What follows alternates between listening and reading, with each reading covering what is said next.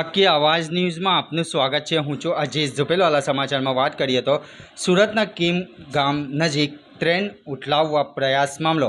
Surat LCB અને એસઓજીને મળી સફળતા। 48 કલાક પછી પોલીસને કડી મળી। 3 વ્યક્તિ દ્વારા આ કાવતરું કર્યું હતું। 3 ઇસમોની સુરત જિલ્લા પોલીસ દ્વારા ધરપકડ। 3 પૈકી એક કોન્ટ્રાક્ટર કર્મચારી સુભાષ પોદાર, મનીષ મિસ્ત્રી અને શુભમ જયસ્વાલની અટકાયત કરવામાં આવી હોવાનું જાણવા મળ્યું હતું। રિવોત રૂઝે બરબ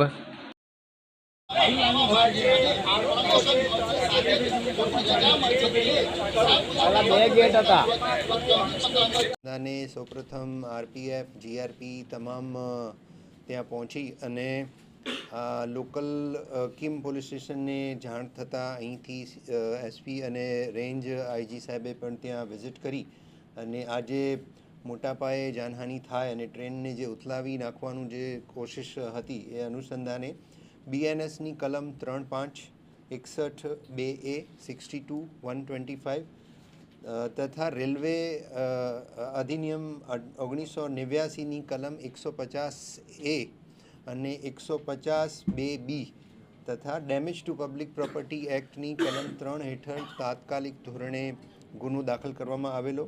ગુનાની ગંભીરતાને સમજી અને આની તપાસ સ્પેશિયલ ઓપરેશન ગ્રુપના પોલીસ ઇન્સ્પેક્ટર સુરત ગ્રામ્યને સોંપી ડીવાયએસપી કામરેજના સુપરવિઝનમાં એલસીબી એસઓજીની લોકલ પોલીસની 5 મેઇન ટીમ અને 11 બીજી એમની જે હેલ્પિંગ ટીમ આમ કુલ મળી 16 જેટલી ટીમો કાર્યરત કરવામાં આવેલ હતી। આ ગુના કઈ રીતે બન્યો, કોણે અંજામ આપ્યો, આ તમામ વિગતો સાથે સમગ્ર જિલ્લાની પોલીસની એ જ દિવસે સાંજે અને બીજા દિવસે વિવિધ ટીમો 150થી વધુ પોલીસ અધિકારીઓ કર્મચારીઓ દ્વારા આસપાસનું જે વિસ્તાર છે અંદાજે 5 કિલોમીટર જેટલો વિસ્તાર એનું સર્ચ પણ કરવામાં આવેલ। એનઆઈએ ની ટીમ, ગુજરાત એટીએસની ટીમ અને અન્ય એજન્સી એમના એંગલથી એ પણ તપાસમાં જોડાયેલ। જે સમય અને સ્થિતિ ગુનાવાળી જગ્યાની ચેક કરતાં જે આમાં ટ્રેક ઉપર કામ કરનાર કર્મચારીઓ છે એમાંથી સૌથી જૂના કર્મચારી સુભાષકુમાર પોદાર 39 વર્ષની ઉંમર છે, ઓલપાડમાં કિમમાં રહે છે અને મૂળ ભાગલપુર બિહારના છે। એમની સાથે મનીષકુમાર સૂર્યદેવ મિસ્ત્રી જે પણ કિમમાં રહે છે અને પટના બિહારથી છે તથા શુભમ જયસ્વાલ 26 વર્ષીય યુવક ઓલપાડ કિમમાં રહે છે અને મૂળ ચંદોલી ઉત્તર પ્રદેશના રહેવાસી છે। એ એમના આ ત્રણેય ટ્રેક પર કામ કરનાર કર્મચારીઓનું આ વિસ્તાર એમની એરિયા ઓફ ઓપરેશન ડ્યુટીમાં આવે છે ટ્રેકને મેન્ટેનન્સ અંગેનું। સમય જોતા અને અનેકવિધ રીતે આ ત્રણ જણ પાસેથી પ્રાથમિક માહિતી મેળવી અને પૂછપરછ એમની કરવામાં આવેલ।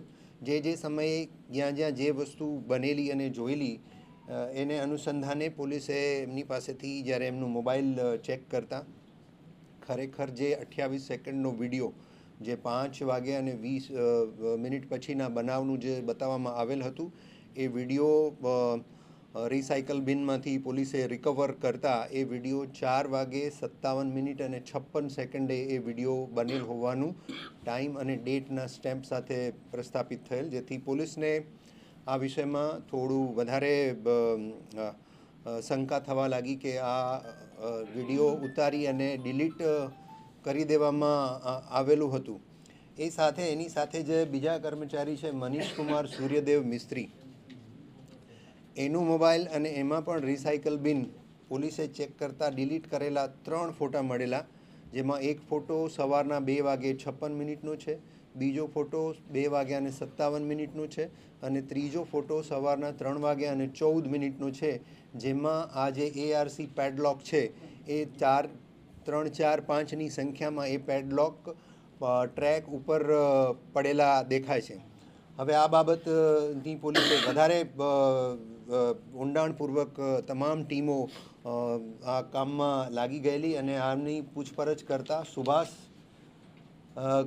ના કહેવાથી અને સુભાષની સાથે મળી અને મનીષ અને શુભમે આ પેડલોક પણ કાઢેલા અને ફિશ પ્લેટ પણ કાઢી અને ટ્રેક પર મૂકી હતી ખરેખર જે પ્રમાણે એમની મૂવમેન્ટની તમામ ટેકનિકલ માહિતી રેલવે વિભાગ પાસેથી માંગી અને આવી ગઈ છે, એનું એનાલિસિસ ચાલે છે.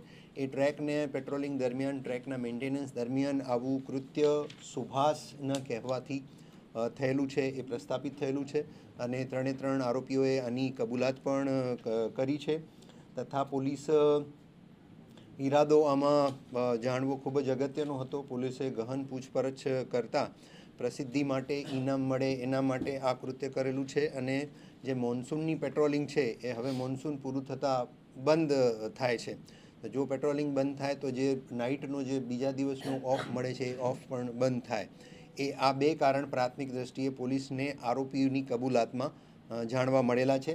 તમામની 3 આરોપીની ધરપકડ કરવામાં આવેલી છે અને એમની પાસેથી જે 3 મોબાઈલ મળ્યા છે, જે ટેકનિકલ પુરાવો છે, જેને આપણે ઇન્વેસ્ટિગેશનમાં ખૂબ જ અગત્યની કડી માનીએ છીએ, એ કબજે કરવામાં આવેલા છે અને આગળની તપાસ જે છે એ એસઓજી પીઆઈ કરી રહ્યા છે અને સમગ્ર ટીમો એમને મદદ કરી રહી છે.